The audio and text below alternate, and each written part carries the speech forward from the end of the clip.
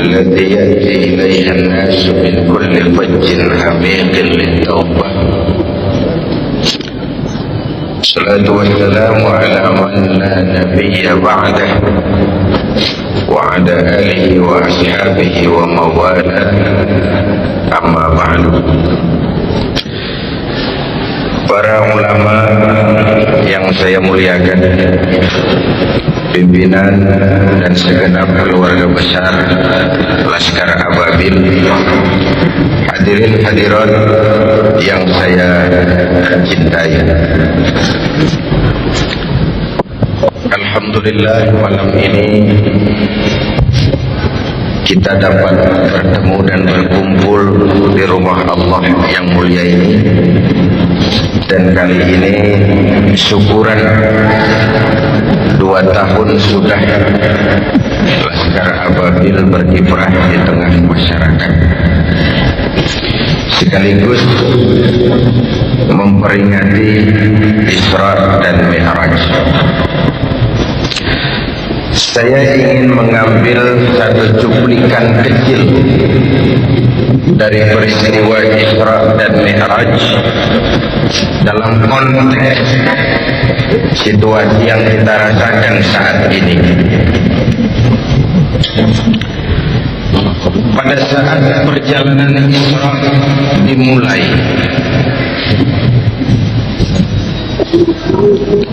sudah datang gangguan, cobaan. Ada suara dari sebelah kanan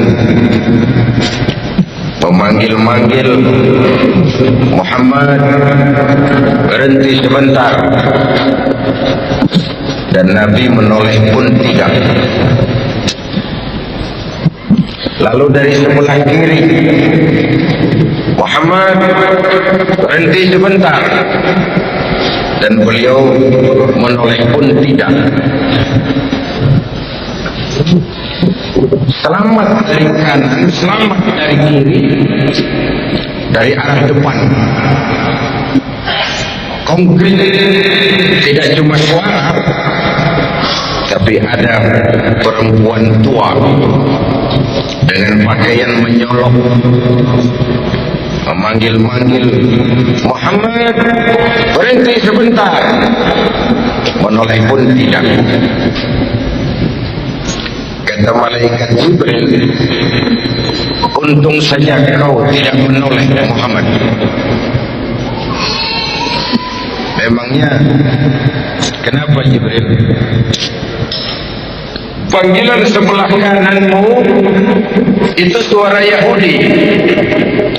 Kalau kamu menoleh, umatmu akan cenderung kepada Yahudi. Siapa Yahudi itu? Zionis.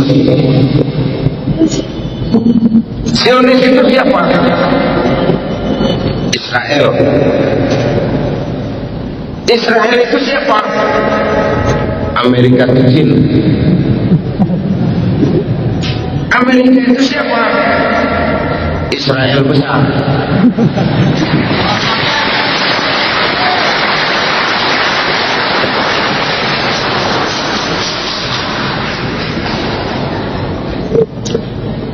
Tidak ada orang bisa masuk gedung putih, White House, jadi presiden di Amerika itu tanpa dukungan Yahudi. Yang namanya Robert McNamara, yang namanya George Soros, yang namanya Presiden World Bank, Yahudi.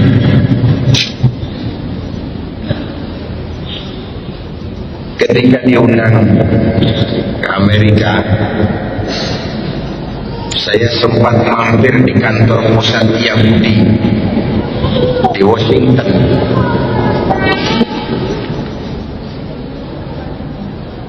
Washington itu dari ujung Berung ke kanan.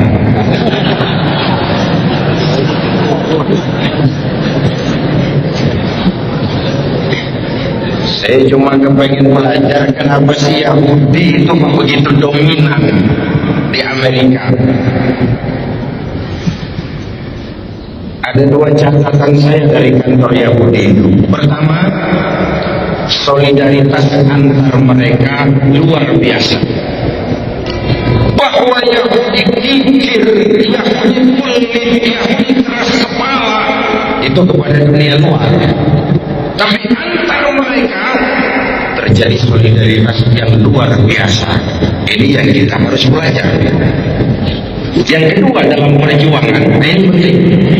Yahudi konseptual, tidak mementingkan orang, tapi mementingkan konsep.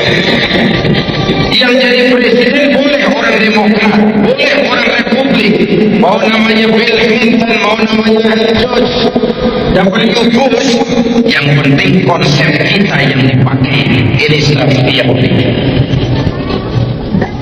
Kan lain dengan kita yang penting orang punya konsep atau tidak, naik saja dulu, nanti sampai di atas bengong.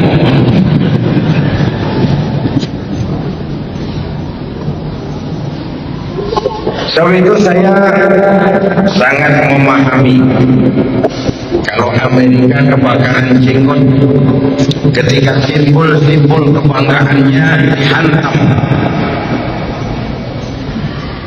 World Trade Center simbol kapitalisme, Pentagon simbol militerisme. Amerika sekarang sudah sendiri jadi polisi dunia setelah komunisme runtuh. Tetapi bagaimanapun berangnya Amerika terhadap teroris, jangan lalu bersikap seperti teroris juga. Kalau memang seperti yang dituduhkan itu kerjaan Osama, dan Osama ada di Afghanistan, Amerika kan punya CIA, Amerika kan punya FBI, Amerika kan punya teknologi canggih. Kalau ada rumah, ada tikus dalam rumah, tangkap saja tikusnya, jangan bakar rumahnya. Apa salah dan dosa rakyat Muslim sipil di Afghanistan? Cuma mencari seorang Osama lalu satu Afghanistan dibom habis-habisan. Itu lebih teroris dari yang teroris.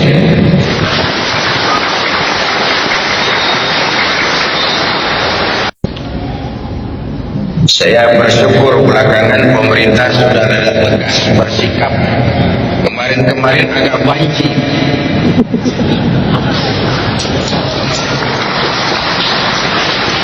Maklum, itu pinternya Amerika dikasih bantuan.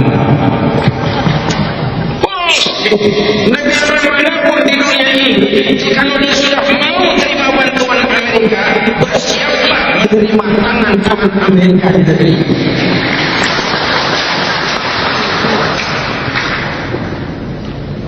Hadirin yang saya hormati,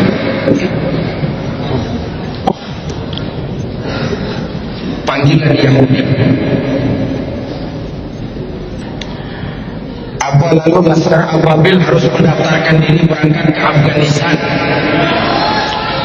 Silakan.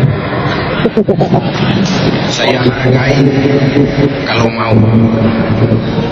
Tapi kalau tidak pun, di Indonesia ini masih sangat banyak hal-hal yang harus kita hadapi dengan jihad. Berani boleh, tapi jangan nekat. Berkorban siap, tapi jangan konyol. Itu prinsip. Kalau situasi Medan tidak tahu, pengalaman perang nggak punya, lalu berangkat, kan setor nyawa namanya. Berani boleh, jangan nekat. Berkorban siap, jangan konyol.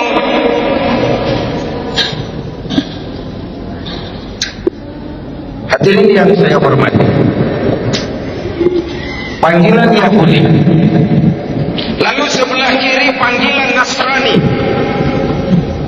Nasrani itu Kristen. Siapa mau bantah bahwa kristenisasi juga jalan di Indonesia ini? Kalau Kalau di Jawa Barat itu dipola lewat Yayasan Kinasi yang dipimpin oleh Nyonya Radius Prawiro. Dari situ pola kristenisasi Jawa Barat diolah mulai Majalengka sampai Rangkas Bitung.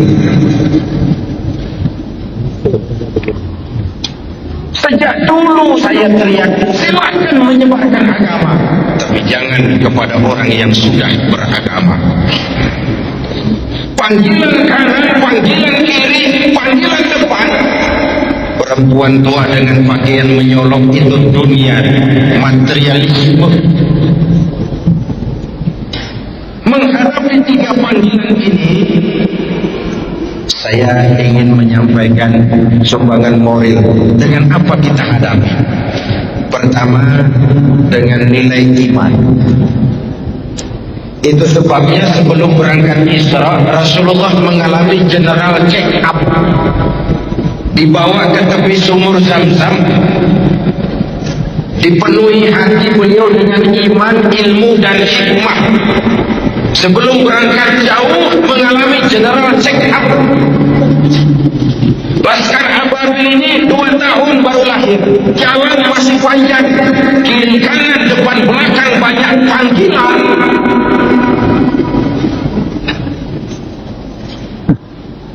Jangan sampai rapuh di tengah jalan karena jalan masih panjang. Hancurkan tempat judi, dapat jatah, tenang.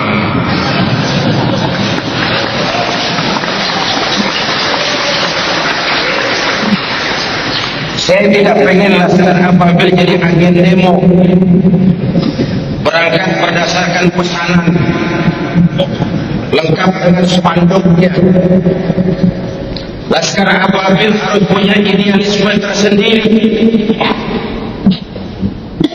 Ababil itu kan burung Tuhan yang dikirim ke dunia ini untuk menjaga Ka'bah dari serbuan Raja Abrahat yang ingin menghancurkan Ka'bah. Kalau idealisme, saya salut, saya angkat topi. Tapi kalau berangkat dari kepentingan pribadi, mencari keuntungan jangka pendek, keuntungan sesaat, itu akhirnya akan jadi stempel yang tidak baik terhadap Islam sendiri. Hadirin yang saya hormati, karena itu nilai berangkat awalnya adalah iman.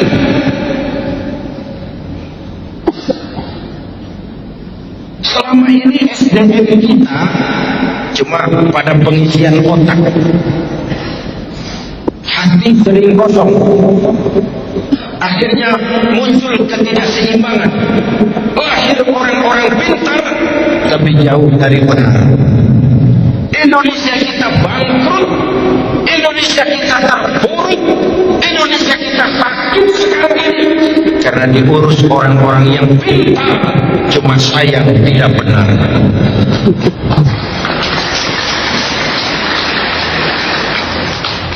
Jabatan dianggap fasilitas dan kekuasaan. Rampok. Siapapun yang memandang jabatan sebagai fasilitas dan kekuasaan, apalagi jabatan jalan pintas untuk menjadi kaya, itu calon-calon rampok. Jabatan kan cuma titipan, harta kan cuma titipan, ilmu itu kan cuma titipan. Maaf, saya minum dulu ya.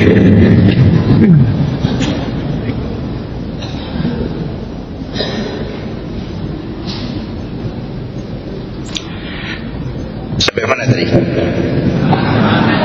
Titipan. Ini juga titipan, kalau nggak diminum sayang. Titipan. Kalau bagaimana harus disikapi? Pertama, titipan harus dijaga baik-baik. Pak Zainuddin, saya titip mobil ya.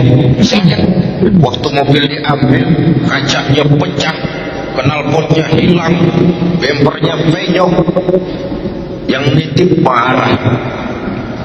Kenapa tidak dijaga baik-baik? Allah cuma tidak bilang, Zainuddin, aku titipkan ini jabatan dai kepadamu. Hamzah, aku titipkan ini jabatan wakil presiden kepadamu. Megawati, aku titipkan ini jabatan presiden kepadamu. Titipan, bukan milikmu.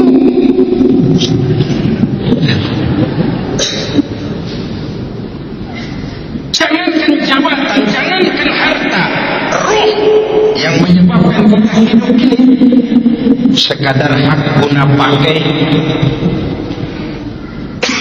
tidak punya sertifikat hak guna pakai, kapan yang punya mau ambil, la haula wala quwwata illa billah. Titipan tidak harus dijaga baik-baik. Makanya biarkan presiden jadi presiden, biarkan wakil presiden jadi wakil presiden. Maksudnya apa? Presiden itu tidak punya anak, yang punya anak Megawati. Saya khawatir kalau presiden punya anak, nanti anak presiden ikut ngacak-ngacak negara jadi warga istimewa seperti pengalaman yang lalu.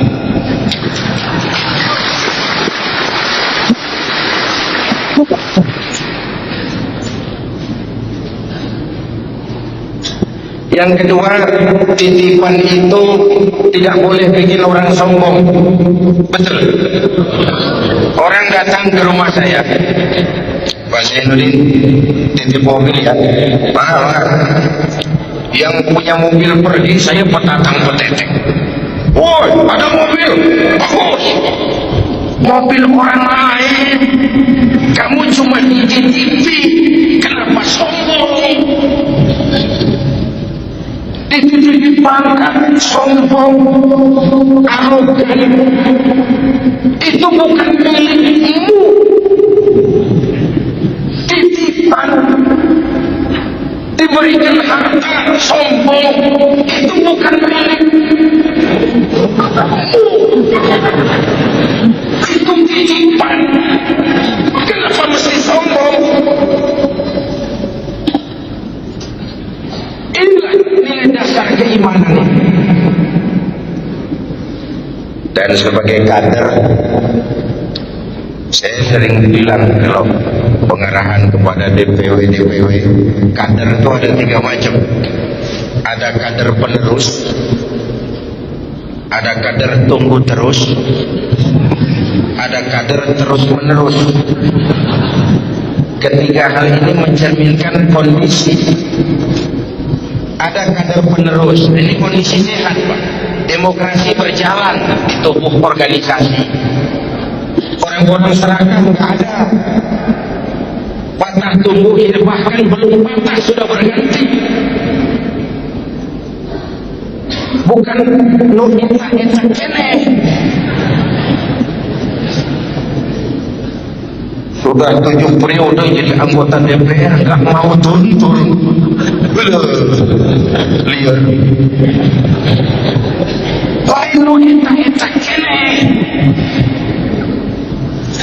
Kader berjalan, organisasi menggelinding. Ini namanya kader penerus. Saya suka merenung. Kita ini 4 kali punya presiden. Semua berakhir dengan su'ul khotimah. Dari segi politik, apa tidak bisa pemimpin-pemimpin kita itu menikmati hari tuanya dengan tenang, jauh dari hujatan, tetap dalam anggukan dan simpati rakyat? Orang 4 kali punya presiden, semua berakhir su'ul khotimah. Yang 2 kelamaan, yang 2 sebentar benar. Bung Karno 20 tahun mimpin Indonesia, Pak Harto 32 tahun, Pak Habibie 2 tahun, Gus Dur kurang. What's wrong? Ternyata memang pemimpin yang baik bukan hanya tidak bermasalah di masanya, tapi tidak meninggalkan masalah sesudahnya. Jangan meninggalkan bom waktu. Ya, di zaman Pak Harto kita nggak banyak mengalami masalah. Sesudahnya macam-macam masalah. Ini kan bom waktu. Hadirin yang saya hormati, kenapa kita nggak belajar dari Lee Kuan Yew, bagaimana dia mempersiapkan Gok Tok Chong? Kenapa kita tidak belajar dari siapa di Afrika itu, Nelson Mandela? Bagaimana walaupun segala macam dia membatasi diri, dia siapkan generasi berikutnya supaya ada kader penerus. Ketika kadernya kader penerus, organisasi sehat, demokrasi jalan. Itu kader pertama, kader penerus namanya. Ada kader tunggu terus. Lah ini kondisinya nggak sehat. Pasti ada KKN yang dapat jatah yang dekat-dekat lingkungan. KKN.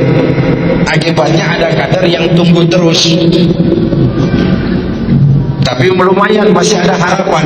Yang lebih celaka yang ketiga, kader terus menerus. Ini sudah nggak sehat organisasi. Dari muda sampai kakek-kakek masih jadi kader. Hidup ini kan cuma nunggu giliran. Yang terberat itu kan menjaga kepercayaan. Coba. Orang seperti Pak Harto bisa turun. Gus Dur turun. Habibie ditolak laporan pertanggungan jawabnya. Bung Karno turun. Padahal sudah dinobatkan jadi presiden seumur hidup. Apa yang menyebabkan mereka turun? Kehilangan legalitas, kehilangan legitimasi. Kenapa kehilangan legitimasi? Tidak bisa menjaga kepercayaan. Tidak punya uang, bisa pinjam. Tidak punya beras, bisa minta. Tidak dipercaya, turun. Lihat kepercayaan. Orang seperti Fidel Castro, orang seperti Saddam Hussein, orang seperti Muammar Gaddafi, secara ekonomi diembargo habis-habisan oleh Amerika, dikucilkan dari pergaulan internasional. Tapi Castro tetap memimpin Kuba, Saddam tetap memimpin Irak, Gaddafi tetap memimpin Libya. Kenapa? Secara umum rakyat punya trust, percaya kepada pemimpinnya. Percaya. Percaya.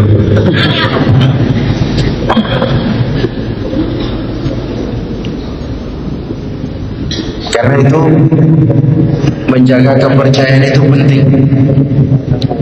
Sekali kita kehilangan kepercayaan, akan sulit tegak lagi. Benang bata itu sulit sekali untuk ditegakkan. Dan kader adalah iklan. Hadirin yang saya hormati, ini kiat pertama. Menghadapi panggilan kanan, kiri, depan, belakang, mantapkan keimanan. Berjuang karena iman. Berpolitik untuk kepentingan agama, bukan menggunakan agama demi kepentingan politik. Topeng.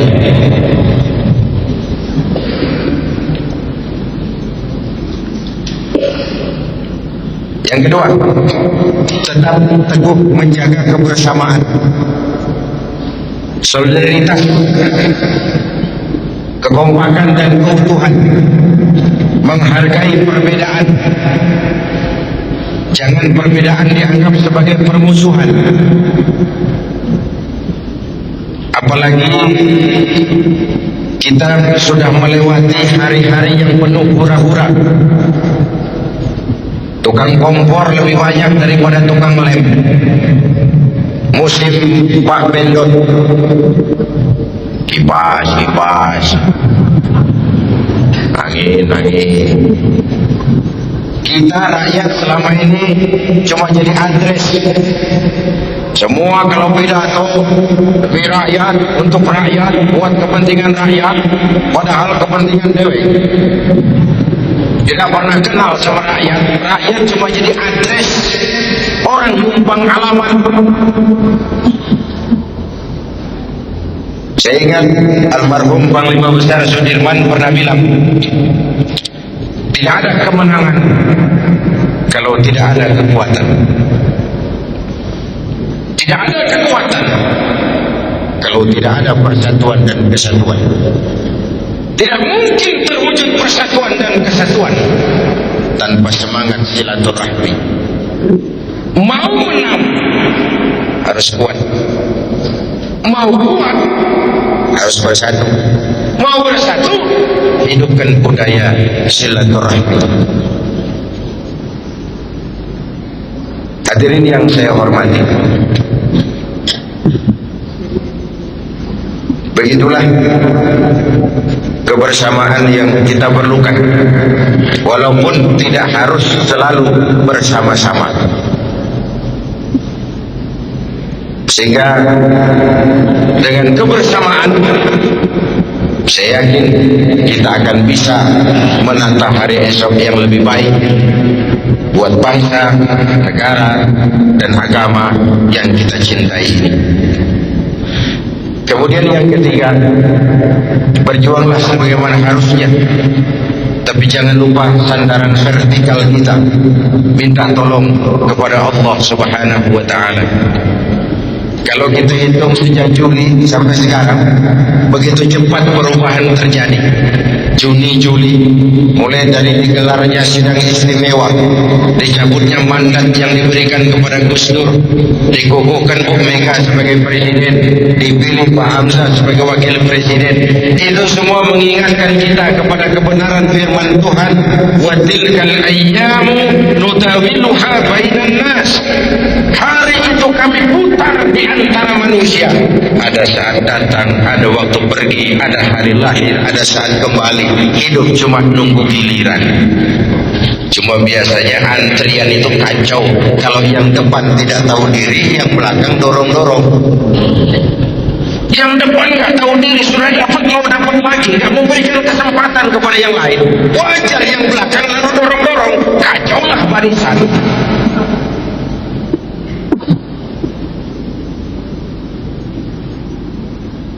Hadirin yang saya hormati, membina kebersamaan itu saya sering sampaikan, sudah dicontohkan masjid. Inilah pusat integrasi total kita. Dari mana dimulai? Dari hal yang paling mendasar. Pertama, siapapun masuk masjid, copot sandal, buka sepatu. Tidak ada warga negara kelas satu di republik ini. Semua sama. Mau bicara demokrasi, mau bicara keadilan, mau bicara reformasi, rohnya di situ. Jangan ada warga negara kelas 1 di republik ini. Semua sama di hadapan hukum.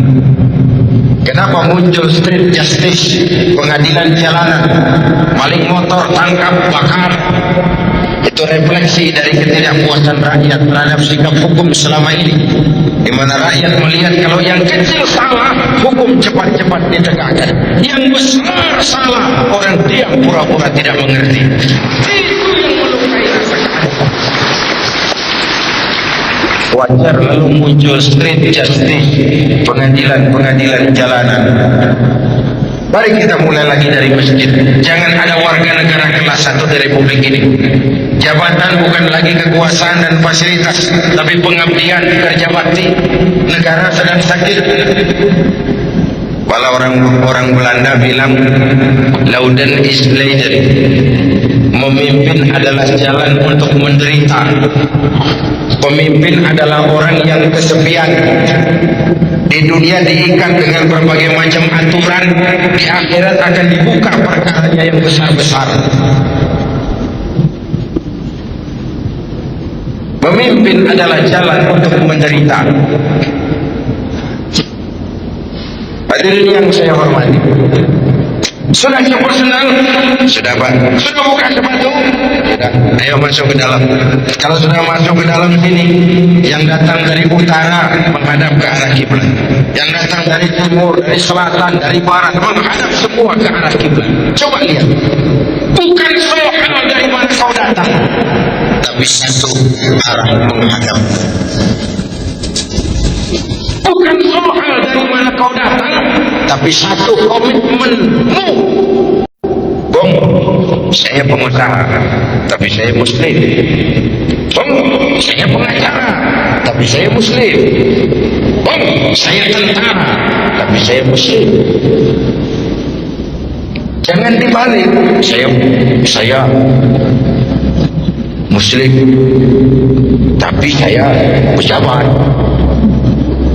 Saya pejabat, tapi saya muslim. Jangan saya muslim, tapi saya pejabat.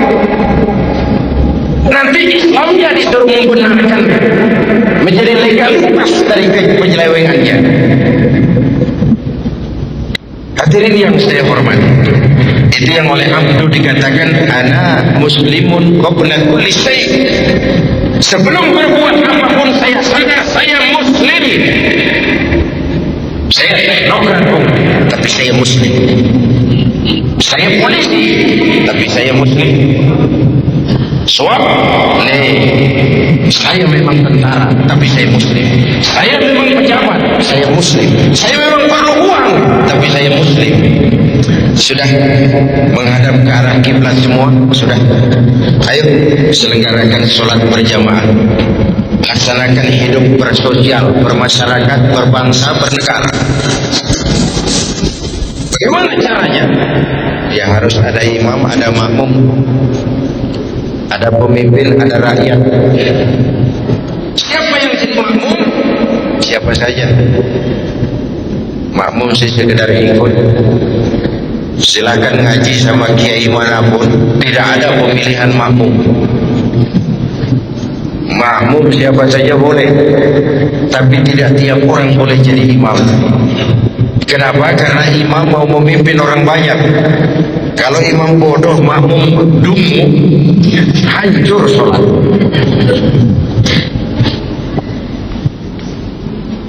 Begitulah mekanisme kehidupan bermasyarakat, berbangsa, bernegara. Jadi pesan ketiga, berjuanglah sebagaimana harusnya, tapi jangan lupa sandaran vertikal, minta tolong kepada Allah. Berusaha, bekerja, jangan menunggu keajaiban. Karena memang nama ababil adalah keajaiban. Bagaimana burung dengan melontarkan batu menghancurkan Abrahat dengan pasukan gajahnya yang luar biasa ini.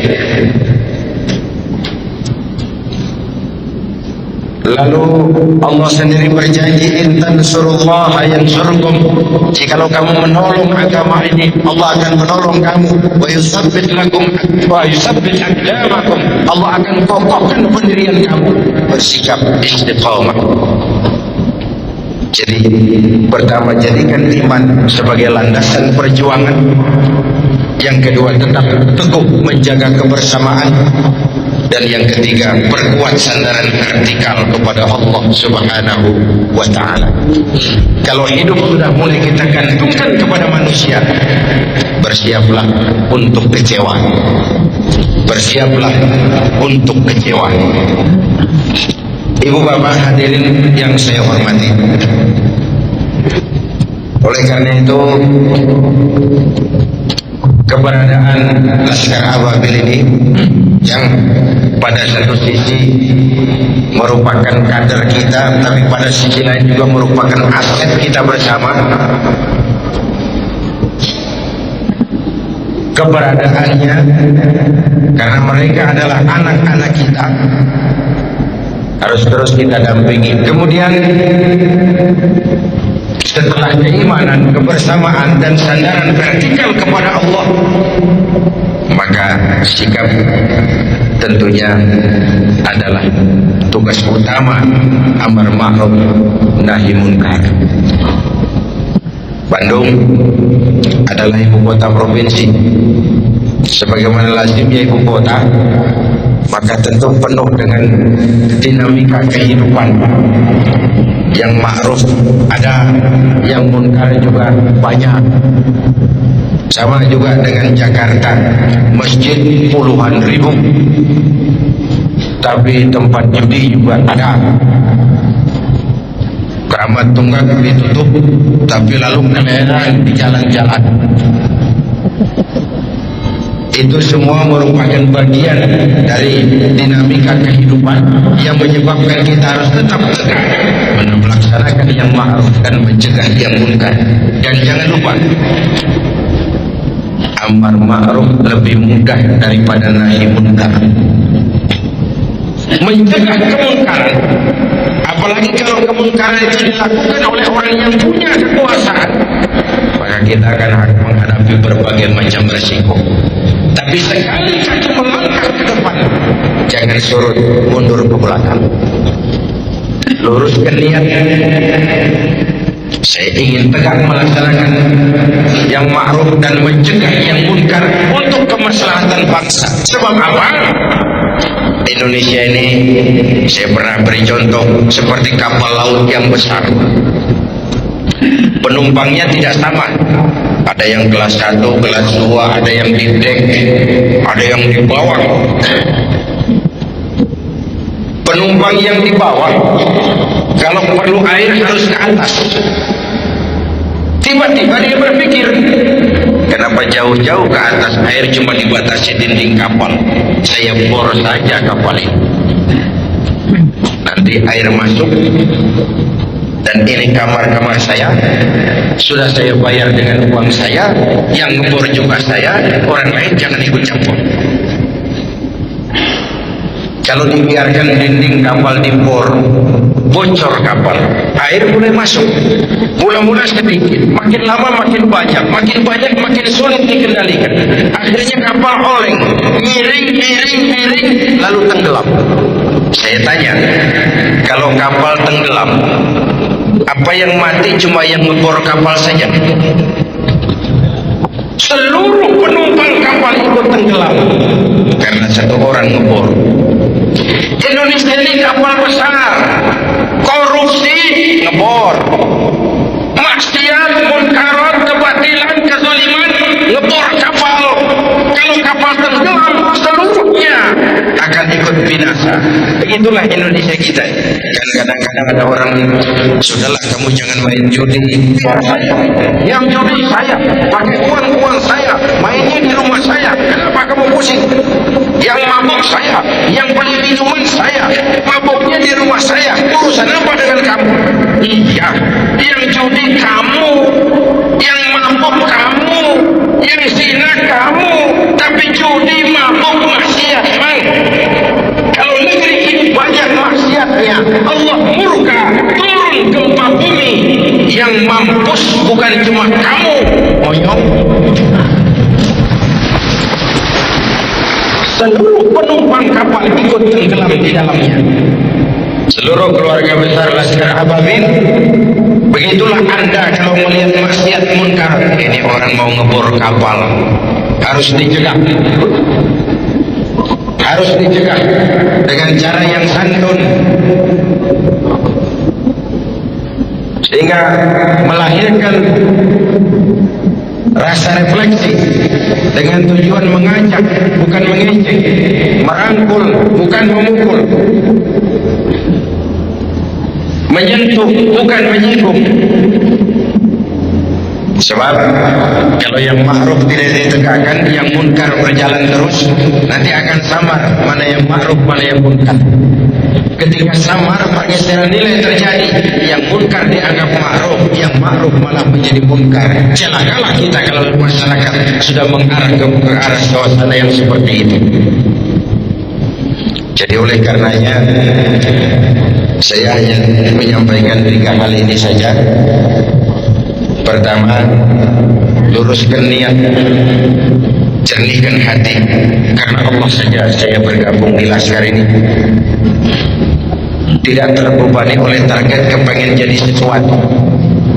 Maka lillahi yatim wa maka li ghairillahi yanhadim, kata Imam Ibn Ruslan.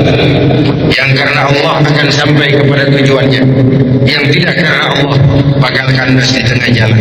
Kita lihat saja sejarah ini, ada yang muncul begitu cepat, tahu-tahu nukik lagi, selesai.